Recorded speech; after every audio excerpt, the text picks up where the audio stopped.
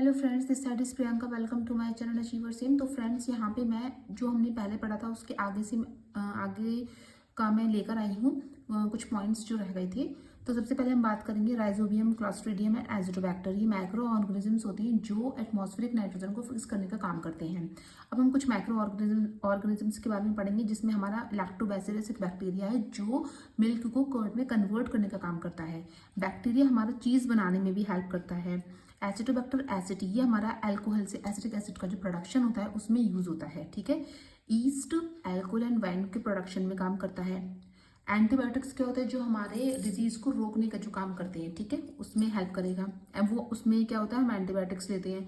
East हमारा जैसे कि ब्रेड, पेस्ट्रीज, केक्स, इन सब में जो यूज ईस्ट हमारा किस में यूज होता है, ब्रेड, पेस्ट्रीज, केक्स बनाने के लिए, बनाने में हम किसका मतलब क्या चीज़ होती है, वो ईस्ट होती है जो यूज होती है ब्रेड, पेस्ट्रीज एंड केक्स बनाने में। ठीक है फ्रेंड्स, तो अब हम इसके आगे बढ़ेंगे।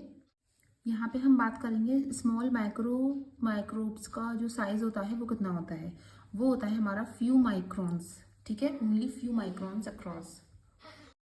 अब हम बात करेंगे यहाँ पे प्रोटोजोआ के बारे में। तो प्रोटोजोआ हमारा क्या होता है कि सिंगल सेल्ड लिविंग सेल्स होता है। हमारा अमीबा, पैरामीशियम, यूग्लिना, प्लाज्मोडियम, इनके ये चीज़ आप याद कर लेना। क्या कौन कौन सी चीज़ हमारे प्रोटोजोआ में आती है, अमीबा, पैरामीशियम, यूग्लिना, प्लाज्मोडियम। ये एक इसके एग्जाम्पल हैं ये। ठीक है, ये ओवल एंड स्फेरिकल शेप होते हैं। और क्या कॉज करते हैं, ये मलेरिया एंड डेंगू कॉज करते हैं डिजीज। ठीक है, अब ये डिकम्पोज करते हैं ऑर्गेनिक मैटर को और उनको कन्वर्ट करते हैं एक यूजफुल सॉइल न्यूट्रिएंट्स में। ठीक है फ्रेंड्स, अब हम बात करेंगे यहाँ पे फंजाई। फंजाई हमारा होता है, ये एक माइक्रो ऑर्गेनिज्म है, जैसे कि हम लोग इसमें पढ़ रहे हैं इसके बारे में। और ये क्या करता है, यूनिसेल्युलर होता है और साथ ही साथ मल्टी सेलुलर फॉर्म्स में एग्जिस्ट करता है, मतलब दोनों ही फॉर्म में आ जाता है ये।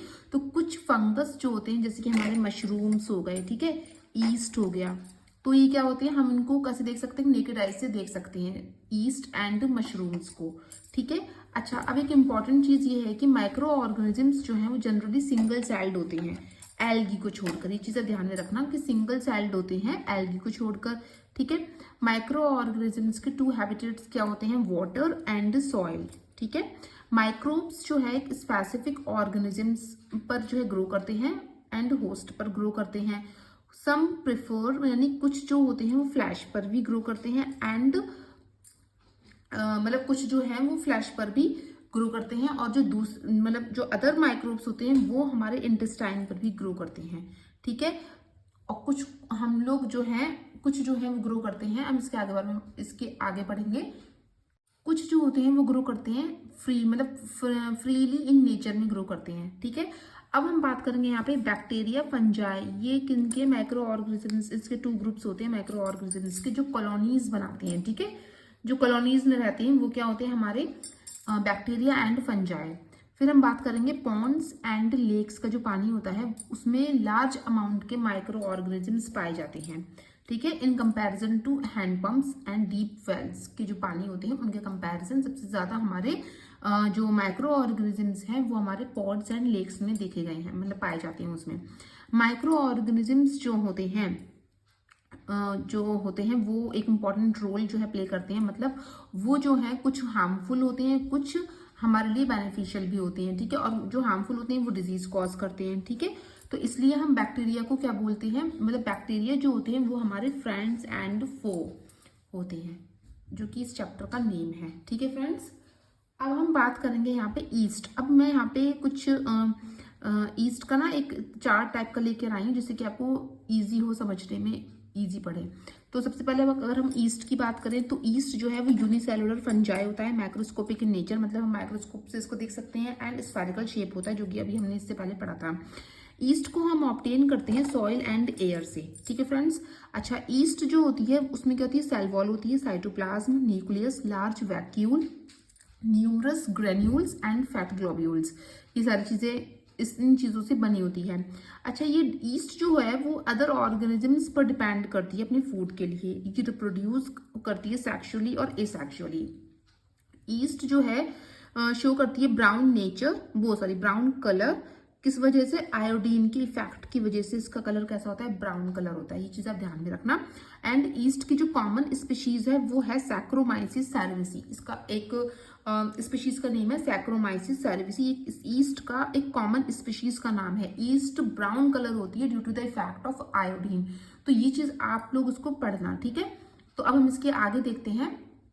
अब यहाँ पे हम बात करेंगे, सबसे पहले हम बात करेंगे यहाँ पे ब्रेड जो हम लोग खाते हैं। तो ब्रेड हमारी जो है लाइट एंड स्पंजी होती है, ठीक है। तो वो क्यों होती है? क्योंकि ईस्ट क्या करती है, रिप्रोड्यूस होती है और रिलीज करती है CO2, जिससे हमारी ब्रेड लोफ मतलब लाइट एंड स्पंजी बन जाती है, ठीक है फ्रेंड्स।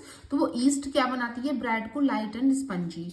अब हम बात करेंगे लुईस पास्चर 1857 में इन्होंने ऑब्जर्व किया था फर्मेंटेशन एक बायोकेमिकल प्रोसेस है, ठीक है। तो लुईस पास्चर ने इस चीज को यहाँ पे डिस्कवर किया था 1857 में, ठीक है।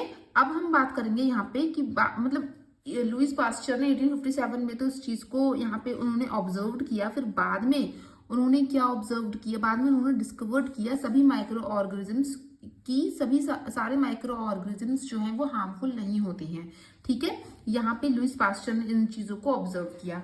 फिर हम बात करेंगे 1924 में अलेक्जेंडर फ्लेमिंग्स, इन्होंने प्रिपेयर की एक एंटीबायोटिक पेनिसिलिन, ठीक है। माइक्रो ऑर्गेनिजम्स से पेनिसिलिन एक एंटीबायोटिक है, उसको इन्होंने प्रिपेयर किया, जिसका नाम इन्होंने दिया, जिसको हम क्या कहते हैं, पेनिसिलियम नोटेटम, ठीक है। तो पेनिसिलियम नोटेटम ये अलेक्जेंडर फ्लेमिंग ने 1924 में एंटीबायोटिक को यहाँ पे उन्होंने प्रिपेयर किया था पेनिसिलिन को, ठीक है, जिसको हम बोलते हैं पेनिसिलियम नोटेटम।